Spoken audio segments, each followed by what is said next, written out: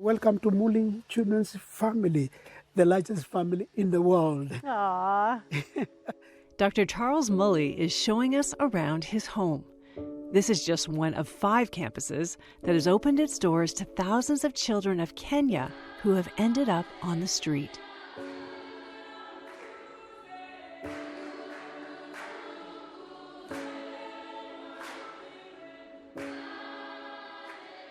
It is quite literally an oasis in the desert, filled with lush trees that have roots deep in faith. Something you notice right away when you walk through the gates, there are 73 verses and quotes that line the walls, including from Dr. Mully. You can never achieve sustainable and holistic transformation of lives of the vulnerable people in society through handouts, but transforming their minds through awareness and the capacity building. Education is the cornerstone of the vision he says God gave him decades ago, and it's why so much of the work here is focused on giving children the skills they need, helping them find what they're good at, and giving them space and practice to grow and find time to heal. By the time they're 8, 10 years old, it's as though they've lived a life of a 50-year-old. They've gone through too many things that a child should never go through. You know, you're talking about being abused, being sodomized, girls being sold even by their own parents just to be able to get money for food or for clothing or for shelter. We're talking about children going to the dustbins to eat rotten food from the streets. So, you know, not being able to access medical care, being treated in very inhumane way by people on the streets. When they come here, most of them, you know, having gone through everything that they have gone through, they are not open. Carissa was only 6 when he was rescued from the streets, where he was forced to sell alcohol.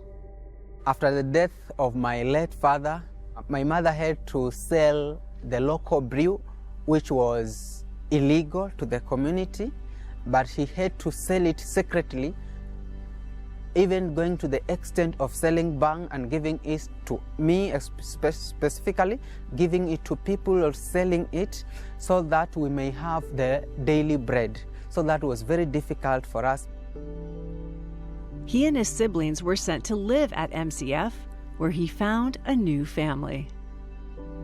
We are so many of us, but we have the umbrella of Dr. Charles Mulli Daddy that has covered us. Now, because of the love that he has accorded us and the spiritual cover and nourishment, and now we are able to move forward. Carissa says education was a big part of that transformation and hard work. He's earned a scholarship to study in Germany. I am no longer violent as I used to be. I am no longer having that hatred, because I used to hate myself. I thought that with me I am done, and I was like, I think that I could not make it in life, but now Jesus in me has changed everything.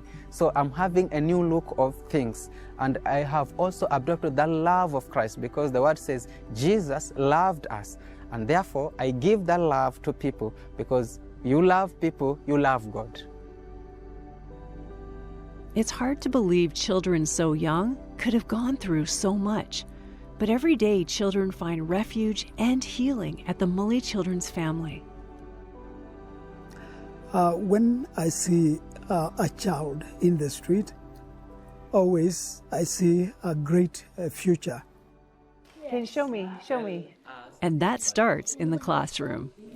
Multiplication. What is 3 times 3? 3 times me, 6. 9. 9. Yes, you got it. There's a lot of multiplication at MCF. Over the years, they've expanded, offering everything from preschool to higher education. From the lab to vocation training, the sky is the limit. But the budget is not. Years of drought have limited the crops they can sell, which funds half the work they do. Currently, we have 6,200 children within Mully Children's Family homes projects. Why? Because the number has increased very rapidly, even in the last few months. We had 5,500 children that we are taking care of. But with the situation that is going on with the drought, you have more children running into the streets, more children in need of care. You have more children coming in to our projects for rescue. So our number has gone up to 6,200 children. That's a lot of mouths to feed and minds to educate. Haya, ningependa tuone kama kuna mbinu nyingine ambayo mwandishi ametumia. You never know what a day is going to bring here in Kenya. I'm at the Mully Children's Family, and I am in Swahili class. I am learning Swahili. Well, okay, maybe a little Swahili. I learned the word asante, which is really important to us as Canadians because we're so polite. That is thank you.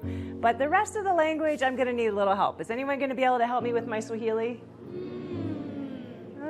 Not too sure. Okay, well, I may not get their help, but I need your help. Swahili may not be in my future, but you know what we need help with is making sure kids like these have a bright future and an education. So many of them come from heartbreak and hardship, but coming here to Mully Children's Family, over 5,500 kids are having a fresh start at life. Education is the thing that breaks the cycle of poverty and gives them a chance at a bright future. So would you help us do that? That is our joy. We would love for you to join us. Give us a call, 1-800-265-3100. You can also give online at crossroads.ca. And we all just want to say, Asante.